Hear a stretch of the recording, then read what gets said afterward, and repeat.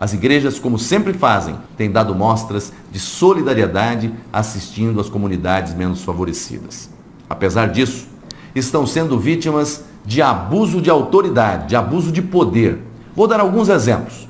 Em Luiz Correia, Piauí, um pastor da Igreja do Evangelho Quadrangular estava com mais 3 pessoas fazendo a transmissão de um culto online. Foi interrompido por agentes da Vigilância Sanitária e pela Polícia Militar, que ordenaram o fechamento do templo.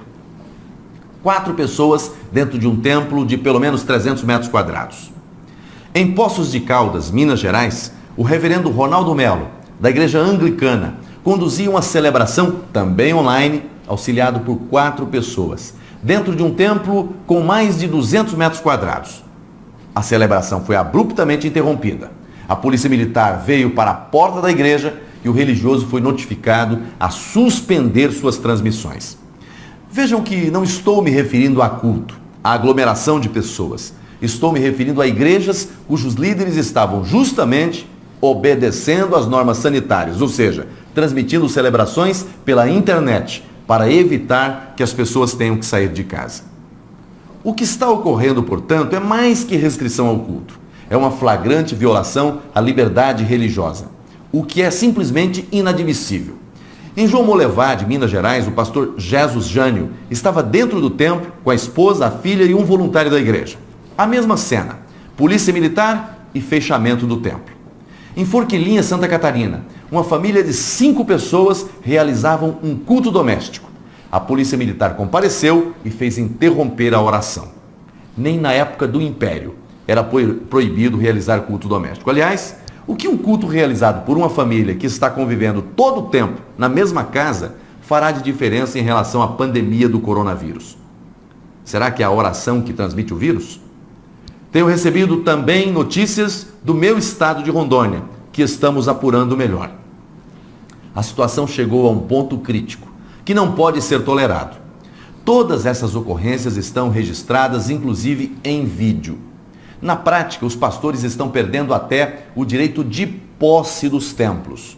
A pandemia do coronavírus é uma realidade e precisamos adotar todas as medidas possíveis e cabíveis para conter a disseminação do vírus. Isso, todavia, não é uma licença para o arbítrio e para a supressão de direitos e garantias fundamentais tão caros como é a liberdade religiosa.